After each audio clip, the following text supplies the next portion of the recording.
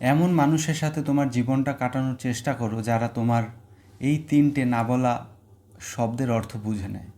প্রথমটা হচ্ছে তোমার অনেক হাসির মাঝখানে তোমার লুকানো কষ্ট, যেটা অন্য মানুষরা বুঝতে পারে না বা বুঝতে চায়ও না, কিন্তু তোমার সেই প্রিয়জনটি তোমার এই কষ্টটা বুঝে নেয়। দ্বিতীয়টা হলো তোমার রাগ।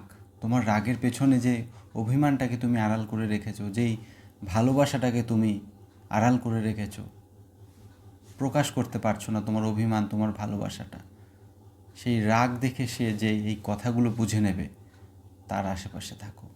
আর 3 নম্বরটা হচ্ছে তোমার না বলা কথা। তোমার চুপ থাকার পেছনে যে তোমার অব্যক্ত কথাটা রয়েছে, তোমার মনের ভাবটা রয়েছে, যেটা তুমি কোনো কারণে প্রকাশ করতে পারছো না, সেই ব্যক্তিটা যখন এই বিষয়গুলো বুঝে যাবে বা বুঝতে পারবে তুমি না বলার পরেও, সেই ব্যক্তিটাই একমাত্র তোমার প্রিয়জন, তোমার বন্ধু, তোমার ভালোবাসার মানুষ।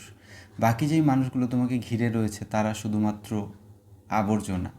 সুতরাং সেই আবর্জনাগুলোকে যত তাড়াতাড়ি পরিষ্কার করতে পারবে তোমার জন্য ততই ভালো।